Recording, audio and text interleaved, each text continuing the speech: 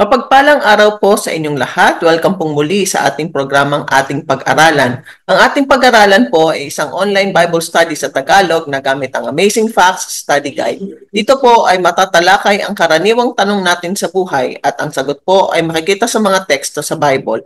Ako po si Lorraine at ang makakasama po natin sa ating pag-aaral ay si Pastor Roel Payo Jr. Ibibigay ko po ang panahon kay Pastor para sa kanyang pagbati. Hello po sa inyo lahat. Good day po mga minamahal na mga kapatid at mga kaibigan. Welcome po sa episode 2 natin pong lesson number 25. Ako po ay nagagalak na muli po kayong makasama at makapiling sa ating pong talakayan po ngayon.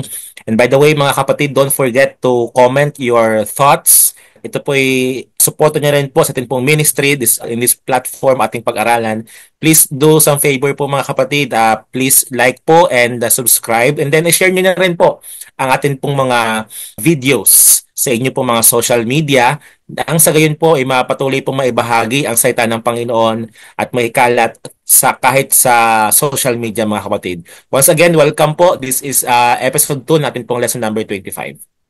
Salamat po, Pastor. Bago po tayo magsimula, ay manalangin po muna tayo. Dakila po naming Diyos, banal at makapangyarihan sa lahat. Salamat po at muli niyo kaming binigyan ng pagkakataon na makapag-aral ng inyong banal na salita.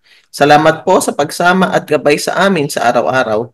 Basbasan niyo po ang aming mga labi nang ang lahat po ng salitang lalabas sa aming mga labi ay mula sa inyo. Maging pagpapala po ang mga mensahe na aming maibibigay sa aming mga tagapakinig at kanilang mga pamilya at magamit po nila ito sa kanilang pang-araw-araw na buhay. Nilalapit po namin sa inyo ang mga problema at challenges na aming pinagdadaanan. Alam niyo po ang lahat ng ito. Tulungan niyo po kami at gabayan sa lahat ng aming mga plano sa buhay. Salamat po sa mga blessings na kaloob nyo sa amin. Tulungan nyo po kaming maging good stewards sa mga blessings na ito. Binabalik po namin ang lahat ng papuri at kaluwalhatian sa inyo. Ito pong aming hiling sa inyong pangalan. Amen. Magbibigay po muna ako ng buod para sa natalakay natin sa part 1 ng lesson 25 na may pamagat na sa Diyos tayo nagtitiwala. Napag-aralan po natin sa nakaraang pag-aaral na ang parte ng ating kinikita ay pag-aari ng Diyos. Ito ay ang tithe o ang ikapu. Ang ibig sabihin po ng tithe o ikapu ay tenth sa ating kita o income. Ang tithe po ay dinadala sa storehouse ng Panginoon na tinatawag ng Panginoon na my house. Ayon po ito sa Malakay chapter 3 verse 10. Ang tinuturing pong my house ng Panginoon ay ang church. Pakibalikan po ang nakaraang pag-aaral para sa buong detalye. Sa ating pong pagpapatuloy, sa ika-12 tanong, bilang karagdagan sa ikapu na pag-aari ng Diyos, ano ang hinihiling ng Diyos sa kanyang mga tao? Pastor? Okay po mga kapatid, mga kaibigan, sa pagpapatuloy po ng ating pong pag-aaral dito po sa lesson number 25, ang part 1 po ay binanggit na po ni Ma'am Lorraine. It's about the tithes or the 10% of our income is belong to the Lord. Okay, we are just stewards. Now, if you notice, sa lesson 25 po na ito sa part 1, binanggit ko po yung mga salitang offering because it is a tandem. Okay po, tandem po ito mga kapatid. It is a tithe and offering concern. So ngayon po, ay atin pong tatalakayin po ang sa part naman po ng offering. Now, sa tanong po mga kapatid, ay sabi po dito, in addition to tithes which belong to God, ano pa po ang mga bagay na hinihingi or sabi po dito ay parang ini-invite ng Panginoon mula sa natin pong gawin. Okay? Let me read mga awit or Psalms 96 verse 8. Dito pong binabanggit mga kapatid, Psalms 96 verse 8. Ang papuri ay iukol sa pangalan niyang banal. Dumulog sa kanyang templo at maghandog ng mga alay. So, if part 1 ng lesson pong ito ay we are obliged to return the tenth or the tithes from our income. Now, this is now a willing obedience mula sa Panginoong Diyos and this is what we call offering. Kaya nga po sabi ng Panginoon, ito po ay na-record po sa Bible, even from the Old Testament times, people of God were what? Were offering. Yan, sabi po sa 96 verse 8. Now, the Lord asked us to give offering for His work as an expression of our love for Him and of our thanksgiving for His blessing. baka inyo po itanong mga kapatid, paano na po kaibahan ng tithes and offering? Now, in a simple terms, okay, in a simple terms or in simple words, yung tithe, okay, it is God who set it. Siya po yung nag-set. Kaya nga po 10% siya po nag-set. Now, yung offering po, ang nag-set po nito ay walang iba kundi ang giver. Ikaw, ako. Now, if you, perhaps you're asking a question, pastor, ilang percent po yon? Now, it could be more than 10% or it could be less than 10%. It doesn't matter po mga kapatid. Okay? Ikaw po ang magsaset niyan. Now, meron pong motivation sa pagsaset po ng offering. Ang sabi po sa ating binasa, sabi po dito, it is an expression of your thanksgiving from His blessings. Now, siguro po ang tanong ay, how much you feel that the Lord bless you? Kumbaga, gaano ka-gratitude or gaano ka makapasalamatin sa mga blessings na natanggap mo or talaga bang naramdaman mo ang pagpapala ng Panginoon na ikaw ay walang sakit, na family mo kompleto, etc., etc. Your offering might be more than 10%. Okay? Now again, ikaw po ang nagsaset po neto, hindi po ang Panginoon. Ito po yung nagmumula sa puso mo mga kapatid. That is the offering. Salamat po, Pastor, sa ika-13 tanong. Magkano ibibigay ko sa Diyos bilang mga handog? Pastor? Yan. As a follow-up mga kapatid, akin na po na parang na-spoil ko na po sa inyo, no?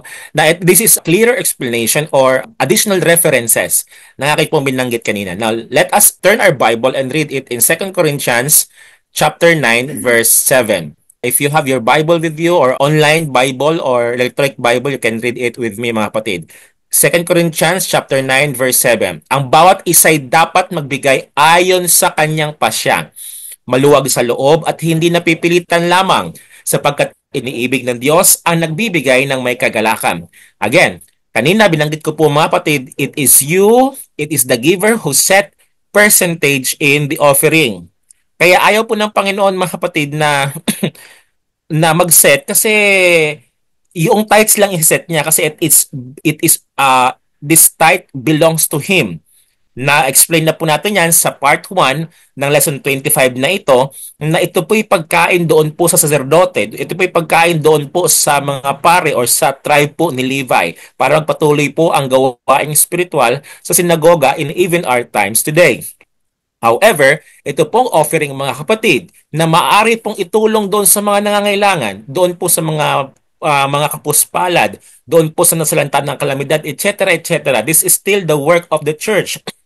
Ikaw ang nagpasya po neto at dito po kukunin mga kapatid yung tinatawag na fund or mga pangangailangan para po sa mga gawain ng iglesia. Dito po sa offerings mga kapatid. Ikaw ay inaasahan ng Panginoon na magbibigay according po sa iyong pagpapapasya or according po sa iyong bukal, sa iyong pong puso mga kapatid. So sabi po dito, each person decides as God impresses how much to give and then gives it cheerfully.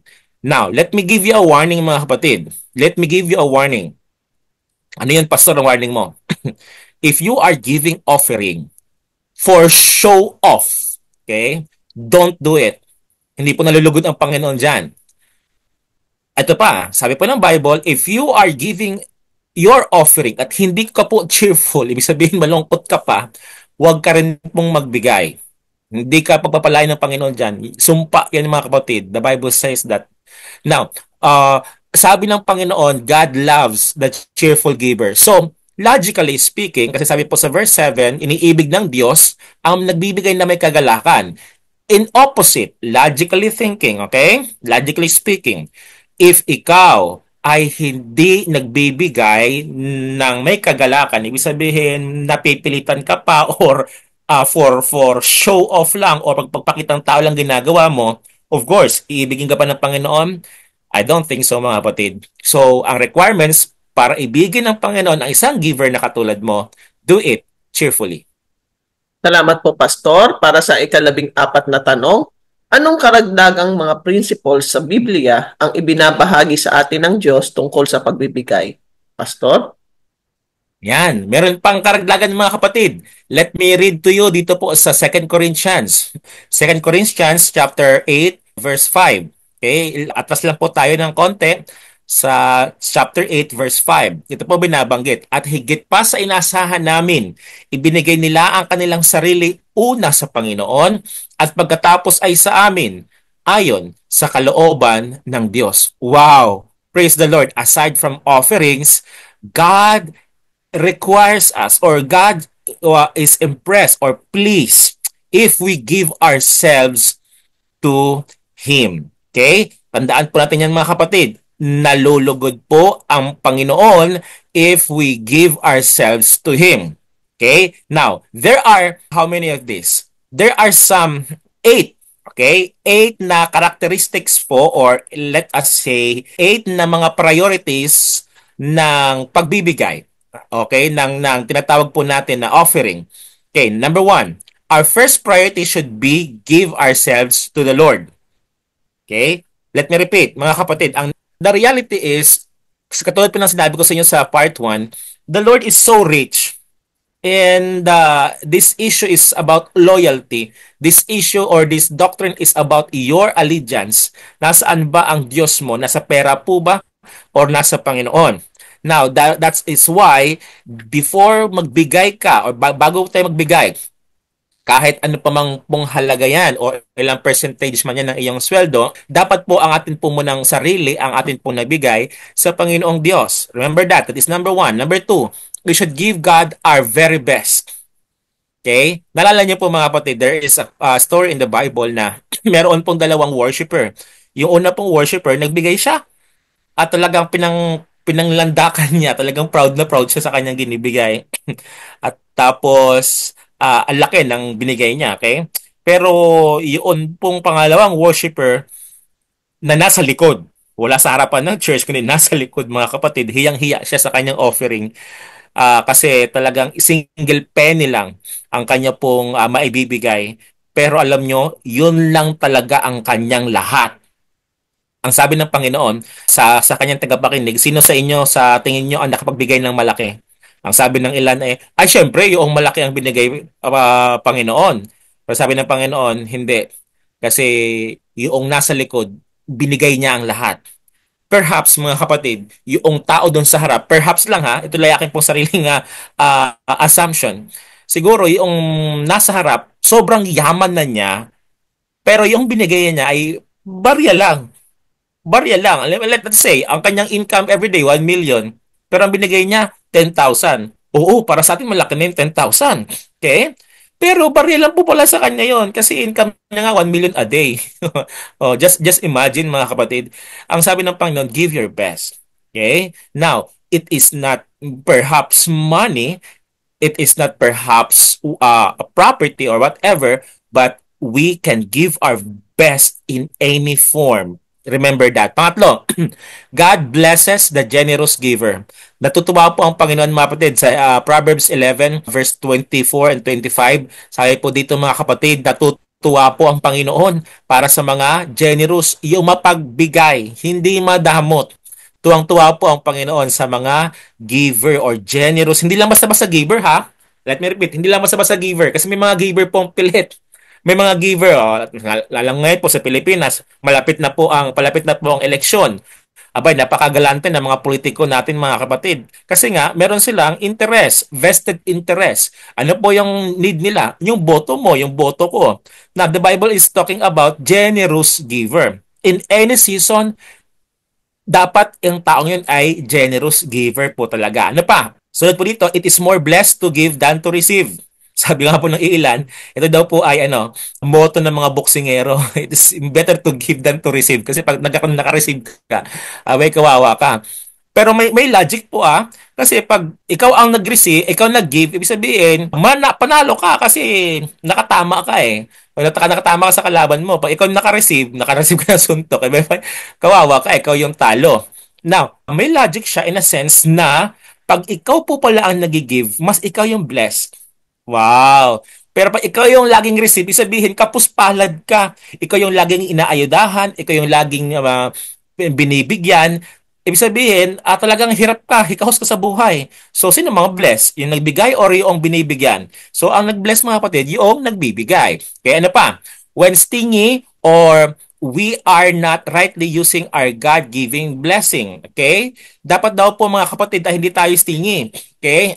Dapat atin pong ipagkaloob rightly using God-given blessing. Tayo po ay maging good steward. Yan po ang thought po diyan. Next po, God returns more than we give. Okay? Mga kapatid, inuulit ko po, the very best offering God given to humanity is Jesus Christ. Anuhin mo po yung offering mo na 1 million, 1 billion, or 1 trillion compares sa precious Son of God na mas nagbigay ng lahat. So, para bagang wala tayong ikakasumbat. Kung baga yung offering mo na binigay mo, gaano man yung kalaki, hindi po yan pwede ikumpara sa offering or sa gift na pinagkaloob ng Panginoon.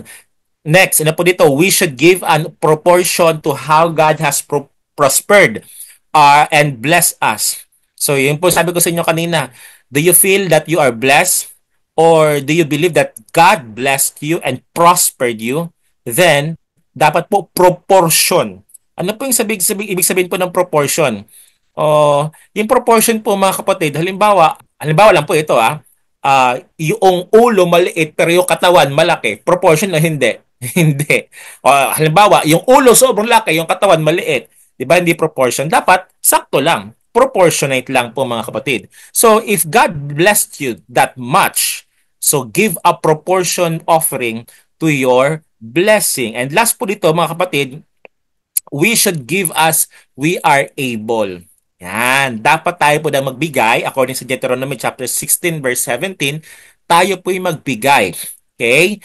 Na naaayon or sakto or sapat or karapat-dapat mga kapatid. So sabi po dito, we return tithe to God to whom it already belongs. We also give our offerings which are voluntary and should be given joyously. Yan po ang kaibahan muli mga kapatid ng tithes and offering. Salamat po, Pastor. Para sa ika-15 tanong, ano ang pag-aari ng Panginoon? Pastor? Ayan, napakaganda yan. Alam niyo mga kapatid, just recently, and I don't know kung pang ilang pa na pong ginagawa po ito. Ako po yung nagbe-bless ng mga sasakyan, mga bahay, ayun po, mga ari-arian or business na mga bagong bukas. Ilang beses na po ko ni-invite mga kapatid. Bago lang po, noong nakaraang Sabado, ako po yung nag-bless ng isang bagong biling sasakyan. Napakagandang sasakyan po, Stargazer na Hyundai. Alam nyo, every time na meron po akong blessing na ginagawa po o na nais ng mga kapatiran na pinagkalooban ng gano'n ng mga pagpapala, lagi ko pong binabanggit po sa kanilang teksto pong ito. Dito po sa Haggai chapter 2 verse 8. Nais ko pong basahin sa inyo mga kapatid para maliwanagan po tayo. Haggai chapter 2 verse 8. Sapagkat ang lahat ng pilak at ginto sa buong daigdig ay akin. Ano daw po mga kapatid? Lahat.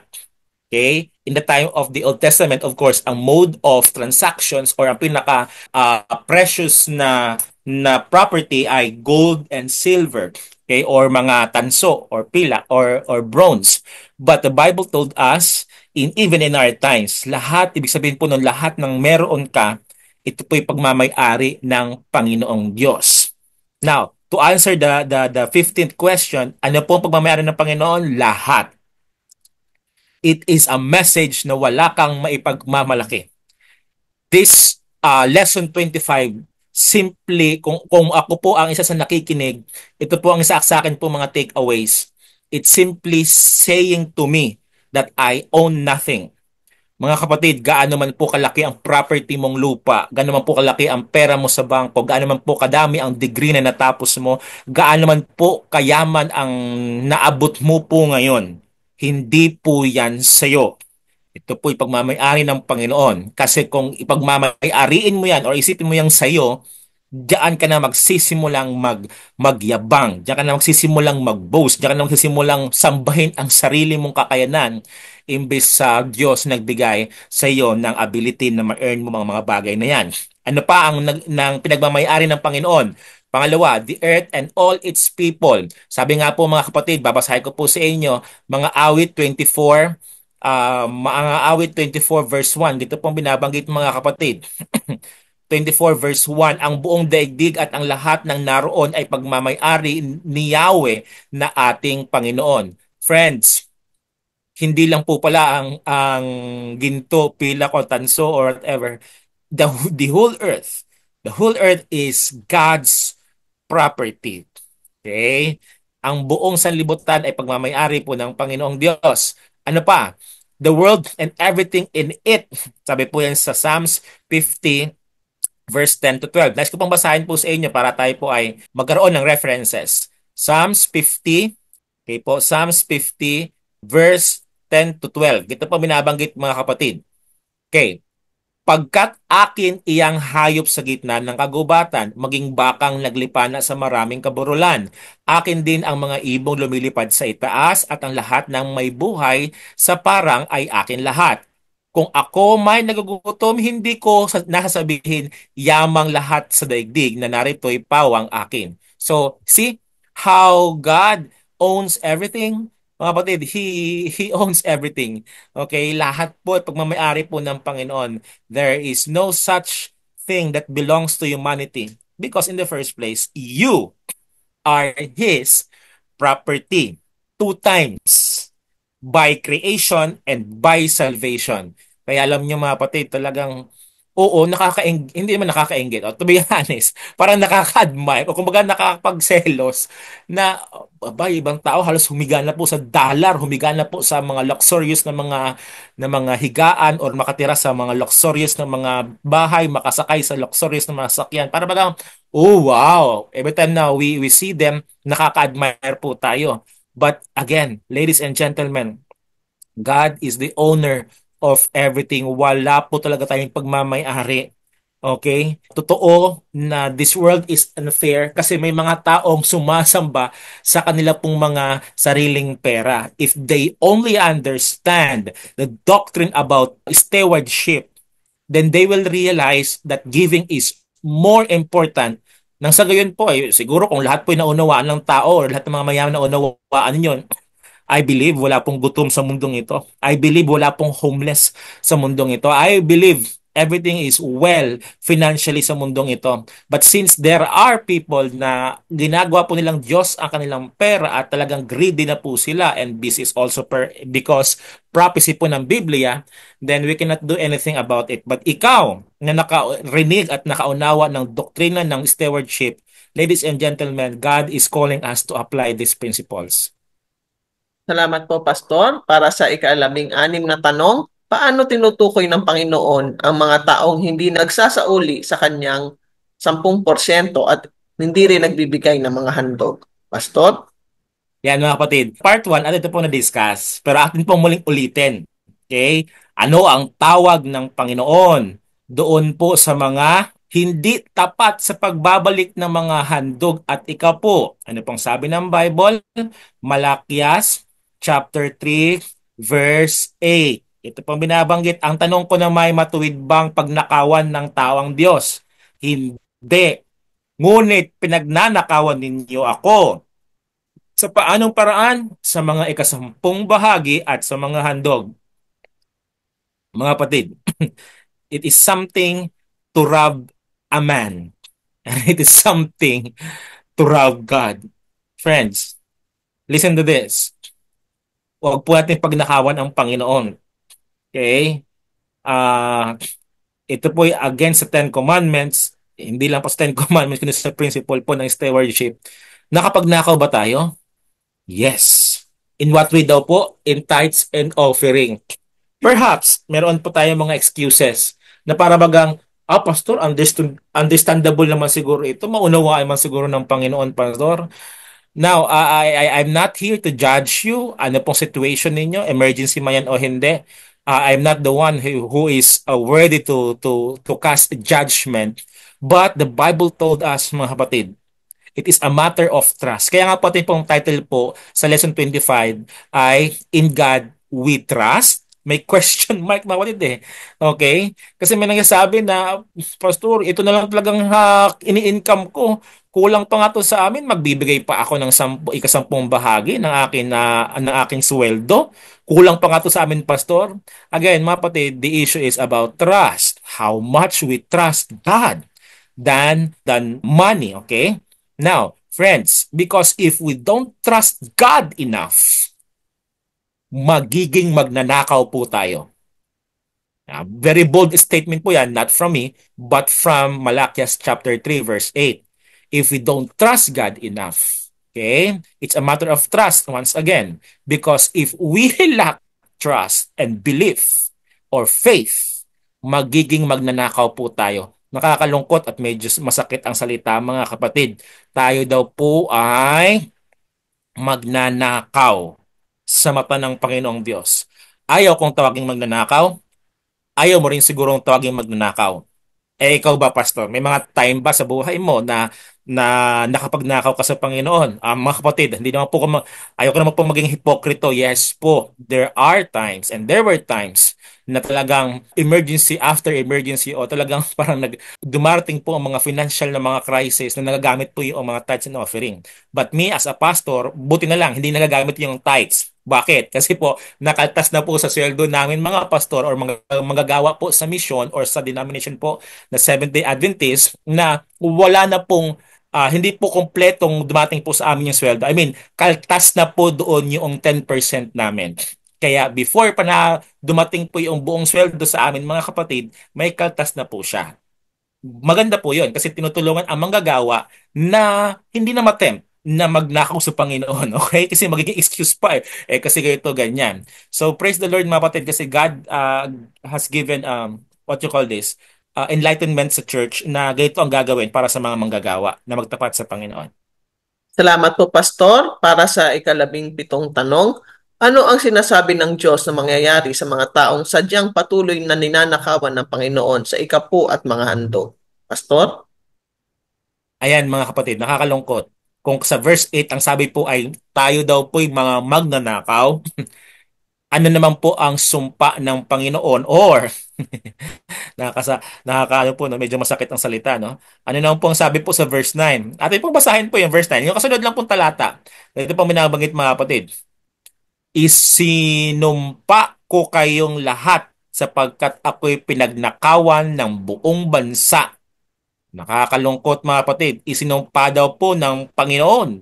Iyon daw po, sino daw po? Yung mga magnanakaw. Of course, mga kapatid, sino ba naman gusto na magkaroon ng relasyon sa magnanakaw? Wala, okay? So, ang ginawa ng Panginoon, kasi against siya sa Ten Commandments at against siya sa kanyang principles of stewardship, then isinumpa ng Panginoon. Kasi, in the first place, yun yung mga taong walang tiwala sa kanya. Ginagamit or ginagawa sa sarili po nilang mga kapakanan or they put judgment onto their hands tapos hindi nagtitiwala sa Panginoon kaya nakapagnakaw mga kapatid. So the curse is there. Now, let me read another verse mga kapatid. 1 Corinthians chapter 6 verse 10. Dito po binabanggit sa 1 Corinto 6 talatang 10. Nagnanakaw, sakim, naglalasing, nanlalait ng kapwa o nandaraya ay walang bahagi sa kaharian ng Panginoon. Alam niyo mga kapatid, your servant is also guilty on this. So I would like to say sorry sa Panginoon. Repent now. Okay? Ikaw na nakikinig ngayon, ako na nagtatalakay ito ng mga kapatid. We need to repent. We need to come back to God. Kasi wala daw pong puwang sa kaharian sa langit yung mga magnanakaw. Pastor, hindi naman ako napagnakaw sa kapwa ko. Oo nga, mas malala kasi nakapagnakaw ka sa Panginoon. So mga kapatid, let's stop doing robbery against the Lord. Through what? Through our tithes and offering. So mga kapatid, remember this. Tayo'y magtapat sa Panginoon. Nang sa gayon ay hindi po tayo makatanggap ng sumpa na binabanggit po sa Biblia. Salamat po, Pastor. Para sa ika-18 tanong, binabalaan tayo ng Diyos laban sa covetousness. Bakit ito napakadelikado, Pastor? Ayan. Ang covetousness, medyo may banggitin mga kapatid, ito po yung tinatawag nating, now, let us read na lang po. Luke chapter 12 verse 34, meron po siyang binabanggit po ang ating pong Panginoon mga kapatid. Ito pong binabanggit mga kapatid sa verse 34. Sapagkat kung nasaan ang iyong kayamanan, ay naroon din ang iyong puso. Ang tawag po dito sa Tagalog mga kapatid ng covetousness ay pag-iimbot. Okay? Kung ikaw daw po ay nag-iimbot, ibig sabihin nagde-desire, yun po yung pinaka-superlative ng desire, okay? Yung talagang covetousness, lahat ng mga paraang illegal or lahat ng paraan na hindi po ayon sa standard ng Panginoong Diyos para makuha ang isang bagay, gagawin mo. Kahit nga pag nanakaw eh. Okay? Yun po yung pinaka-superlative, pinaka-intense na ang desire. Kasi gagawa ka na ng mali para makuvet. Okay? Para makuha yung mga bagay na yon. Now, the Bible warns us very firmly kung nasaan daw po yung ating pong kayamanan ay naroon din po ang ating puso. Now, let me ask you and let me repeat this statement once again. Nasaan ba ang ating pong mga loyalty? Nasaan po ba ang ating pong trust?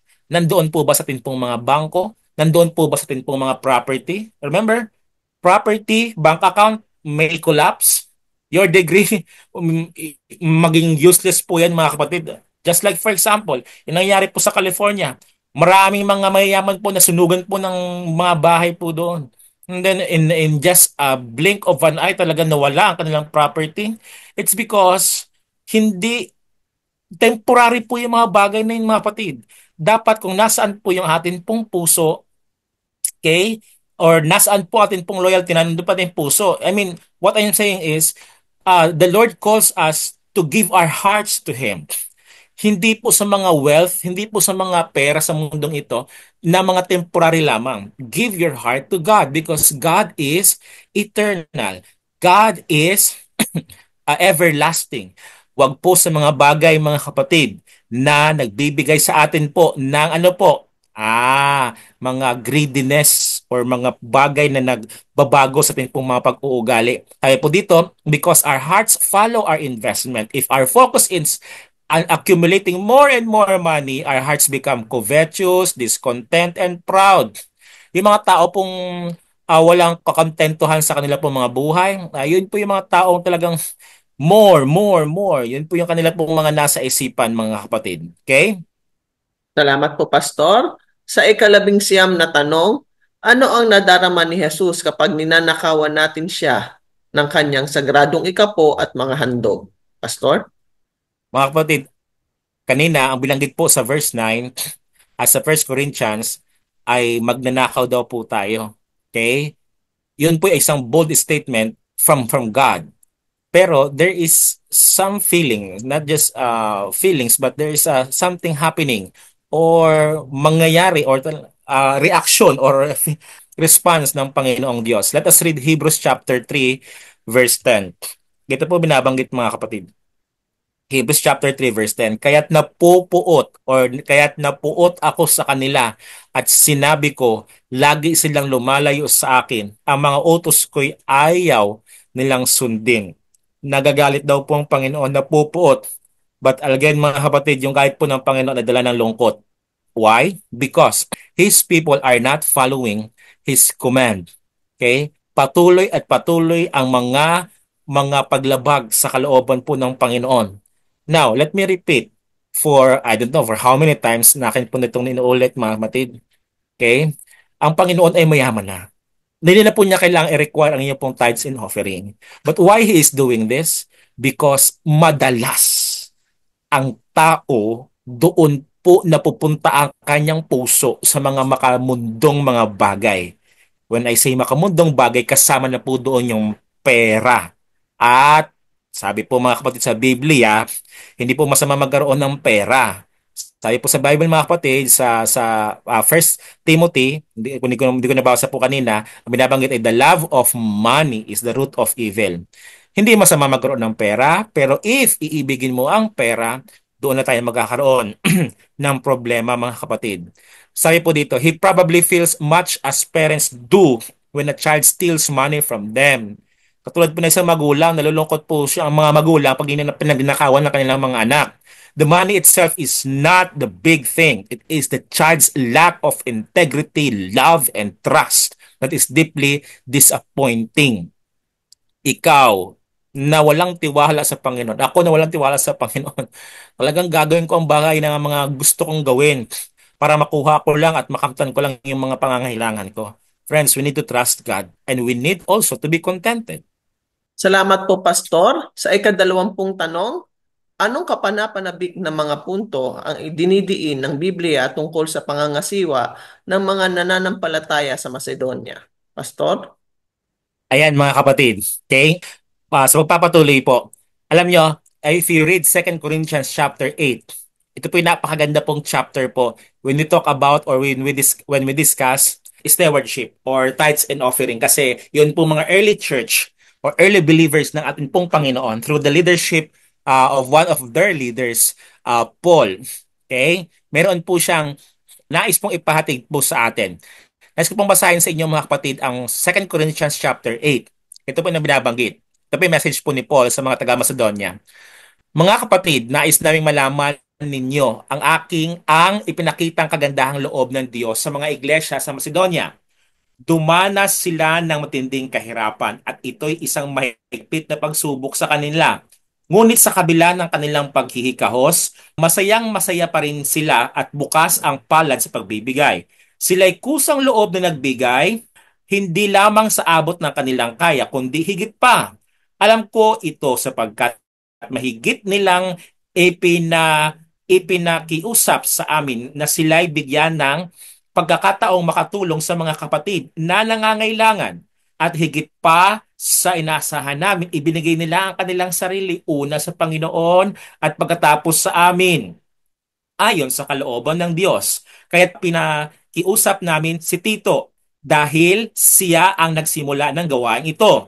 Sa na kayo'y tulungan niya hanggang sa malubos ang pagkakawang gawa ninyong ito. Masagana kayo sa lahat ng bagay sa pananampalataya, sa pagpapahayag, sa kaalaman, sa kasipagan at sa inyong pag-ibig sa amin. Sikapin ninyong maging masagana rin sa pagkakawang-gawang ito. Hindi na inutusan ko kayo. Sinasabi ko lamang sa inyo ang pagsisikap ng iba upang masubok ang katapatan ng inyong pag-ibig. Hindi kaila sa inyo ang kagandahang loob ng ating Panginoong Hesukristo na kahit na mayaman ay naging dukha upang maging mayaman kayo sa pamamagitan ng kanyang pagiging dukha.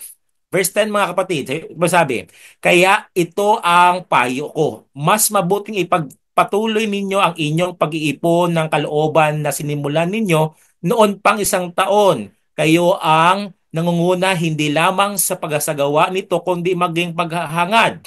Kaya tapusin na ninyo ito. Ang sigasig ninyo noon sa paghahangad ay tumbasan ninyo ng sigasig na tapusin ang bagay na ito. Magbigay kayo ayon sa inyong kamakakaya sapagkat kung may hangaring magbigay, tatanggapin ng Diyos ang inyong kaloob ayon sa inyong makakaya at hindi ayon sa hindi ninyo kaya. Now, akin na lang po yung summarize mga kapatid. Okay? What is the summary of this? Praise the Lord. Kasi po doon po sa mga early believers doon po sa Macedonia, ang Apostle Paul was so overwhelmed sa generosity po ng mga tao po doon. Why?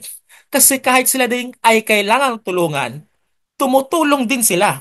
Ibig sabihin, out of their heart's gratitude, kahit sila po ay dumaraan sa mga pagsubok, perhaps financially, but praise the Lord, sila pa ang mga nagbibigay.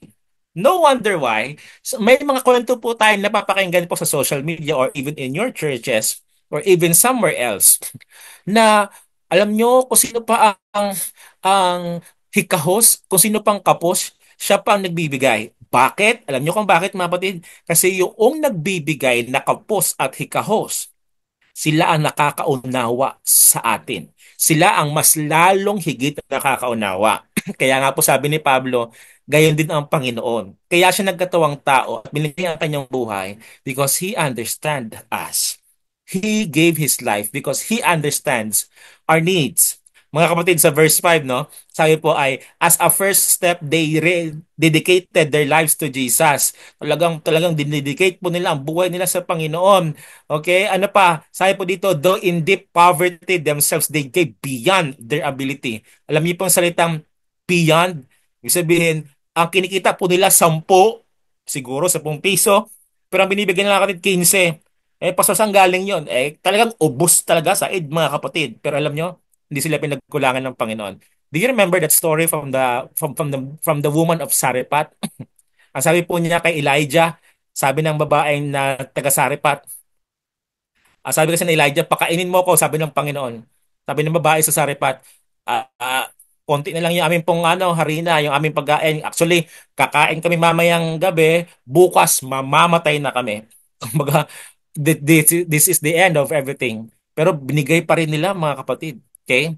So, katulad po ng mga taga-Macedonia, mga Kristiyano doon po sa Macedonia, sila po yung nagbigay ng lubos-lubos.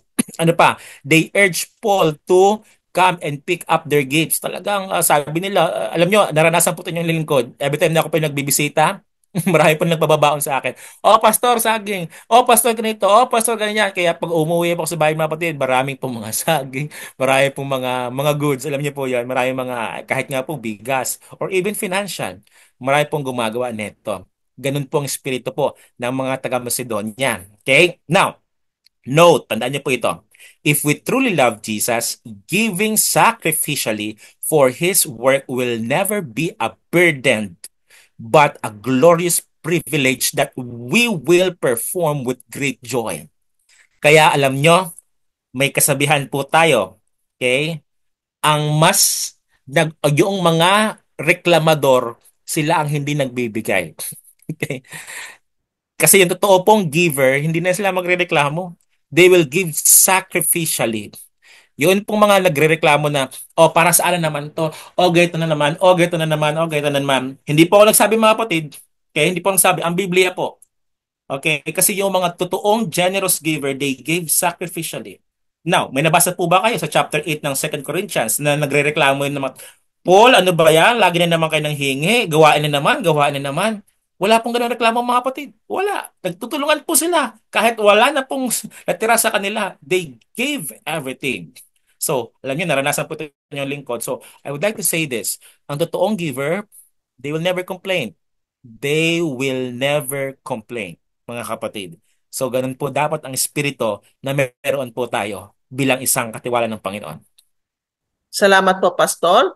Sa ika-21 tanong, ano ang ipinangako ng Diyos na gagawin para sa mga tapat sa pagbabalik ng ikapu at pagbibigay ng mga handog? Pastor? Mga kapatid, I've read this text before sa part 1 po natin.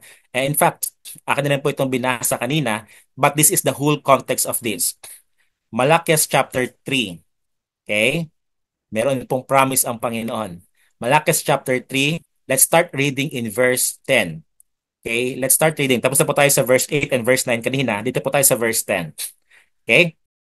10 to 11. Dalhin ninyo ang buong buo. Hindi po kalahati, hindi po one-fourth. Dalhin ng buong buo ang inyong mga ikasampung bahagi sa tahanan ng Diyos upang matugunan ang pangangailangan sa aking tahanan. Subukin ninyo ako sa bagay na ito.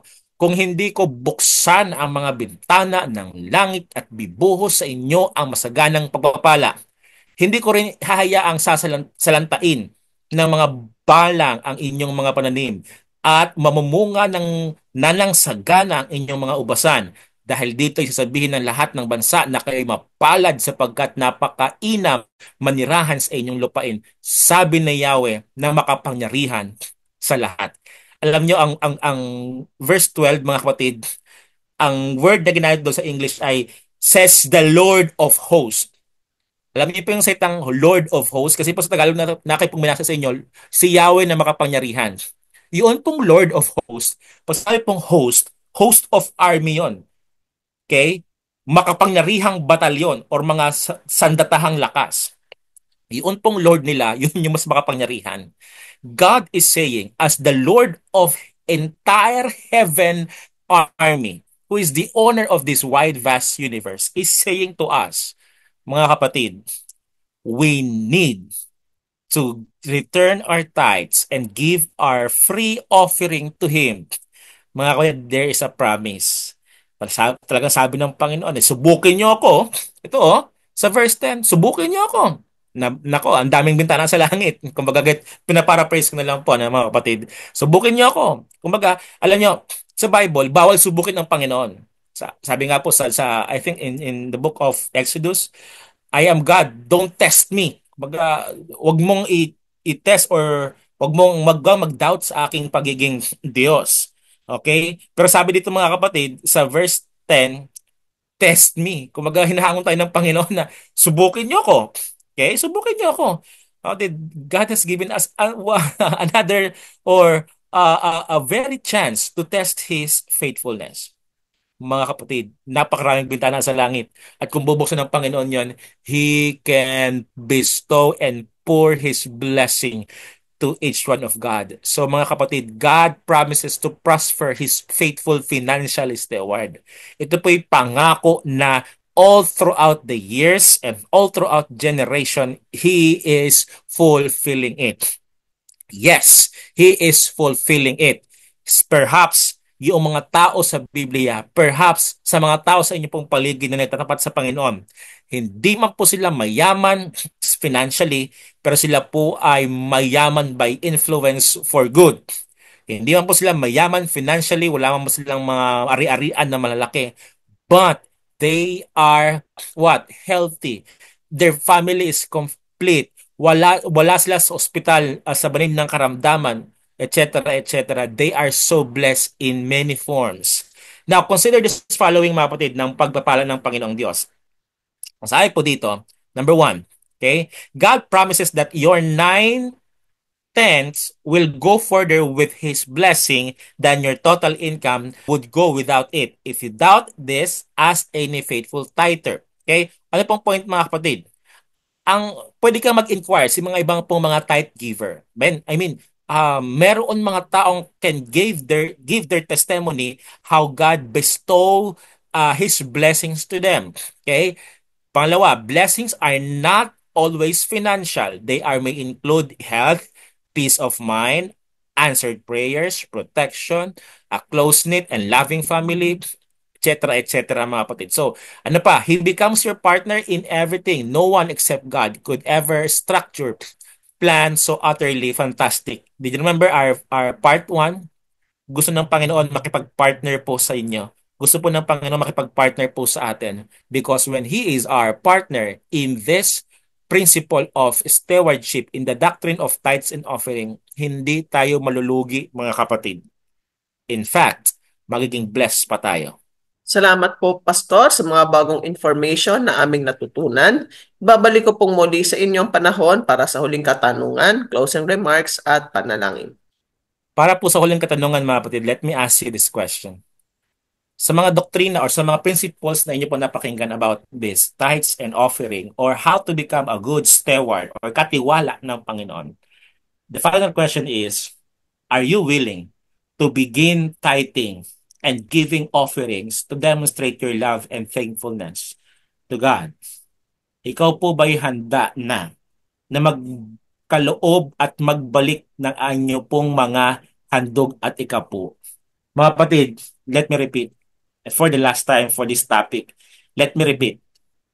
This is a doctrine or issue of loyalty, trust. Saan po nandoon ang atin pong loyalty? Nasaan po nandoon yung ating pong trust? Kung nasa pera po yan mga kapatid, there is still another chance. Huwag po natin ipagkaloob yung ating pong ang ating pong pagtitiwala at loyalty sa mga bagay na itong temporaryo lamang. But instead, atin po itong pagkaloob sa atin pong Panginoon Diyos. Now, I don't see your hands. I don't see your hands. If you are raising your hands na nagsasabi ka sa iyong sarili na ako, Pastor, gusto kong magsimula na sa pagiging tithe giver at offering giver. Now, I don't see your hands, but we are one screen away. But if that is your prayer, let me pray for you.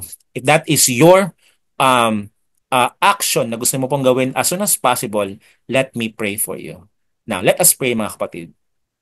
Our Father in heaven, thank you for this opportunity na pinagkaloob sa amin to discuss and to know about the principle of tithes and offering in the area of stewardship. Lord, thank you na kami po pala ay niyo po mga katiwala.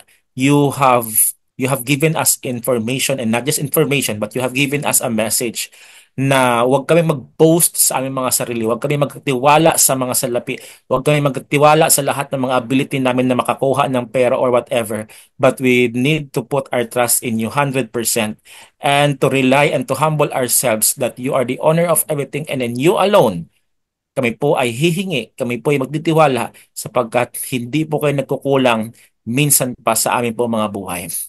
Maraming salamat sa mga mensahe na po napakinggan sa lesson pong ito. Ito po aming samot dalangin sa pangalan ni Jesus. Amen. Amen. Salamat po, Pastor. Salamat pong muli sa inyong pagsama sa aming programa. Salamat din po sa mga nakapag-subscribe na. At kung hindi pa po kayo nakakapag-subscribe, paki-subscribe niyo po. At ang mas mahalaga po ay i-share niyo po ang ating mga videos. Malaking tulong po ito sa ministry na ating ginagawa para mas mabilis nating marating mga taong gustong makilalang Panginoon at magkaroon ng mas malapit na relasyon sa Kanya. At kung meron po kayong mga tanong o gusto nyo rin po mag-share ng inyong experiences, maaari po kayong mag-comment sa comment section. Ganon din po kung kayo ay may prayer request, paki-comment nyo po sa comment section para maisama po namin sa aming mga panalangin. Hanggang sa susunod na bahagi po ng ating pag-aaral, ito pong muli si Lorraine, reminding you that God loves you. Bye!